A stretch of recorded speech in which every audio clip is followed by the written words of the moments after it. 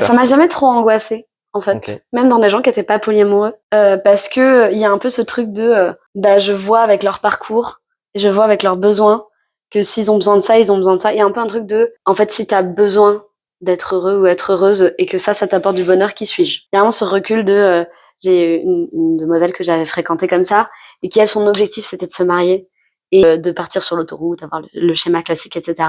Et quand elle l'a eu, bah, j'étais ravie pour elle, même si ça voulait dire qu'on se verrait plus jamais intimement, que même d'ailleurs on est devenues plus distantes, etc. Parce que elle en avait besoin. Et il y a un truc de, ça, elle en rêvait depuis longtemps, et c'est la meilleure chose qui a pu lui arriver. Félicitations à elle. Donc, c'est un peu, c'est le deal d'accepter les gens avec tout ce qu'ils sont. C'est le deal de dire un jour, ils vont peut-être craquer et dire plus jamais je veux que tu vois d'autres gens. Je dis, ah bah, c'est fini, du coup. Et c'est comme ça. Et mais est-ce que t'étais intensément amoureux, t'étais vraiment à Ouais, fond, moi pareil, lâcher prise à fond, soit à l'élastique, pas d'instinct de survie. Encore une fois, on n'a qu'une vie. Et il y a un peu le truc de reculer de qu'est-ce qui est très grave, en vrai. J'ai fait, je trouve, et c'est à ça que ça sert de la jeunesse, d'avoir quelqu'un où je me dis c'est l'homme de ma vie, on va finir ensemble, et on n'a pas fini ensemble parce que justement on était monogame et pas moi, et de en pleurer pendant 1 an et d'être dévasté, et après d'être là, recule un peu. C'est un peu un problème de riche quand même.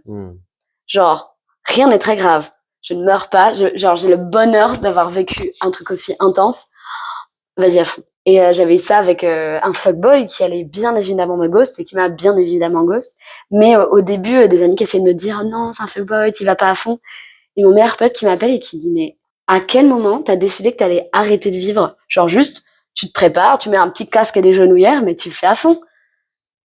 Et j'étais là, mais oui en fait. Ouais. Genre, ça vaut pas la peine et je suis ravie. J'ai vécu une comédie romantique. C'était 6 semaines de date incroyable et de trucs formidables qui m'a évidemment ghost et j'étais là. Mais j'en regrette rien du tout.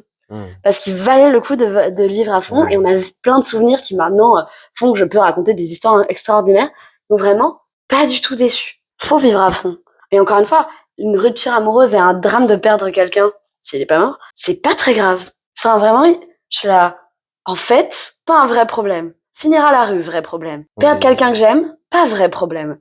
Vis à fond. Mais c'est beaucoup de lâcher prise, je dis ça c'est facile, mais ça m'empêche pas de pleurer comme une madeleine et d'être super triste, mais d'accepter cette émotion de je suis ravie. Et à un moment, pendant mon année de célibat, il y a une amie qui était dans une rupture et j'étais jalouse d'elle de vivre autant d'émotions. J'aurais pris sa rupture que la rupture plutôt que de ne rien vivre. Parce que c'est si triste d'être seule et d'avoir personne et de même avoir un fantasme de quelqu'un ou d'être en rupture amoureuse, de dire c'est fini, ça les valait plus le coup que d'avoir rien et d'être là, bon, bah, je suis là. Je trouve que c'est vraiment beau d'aimer.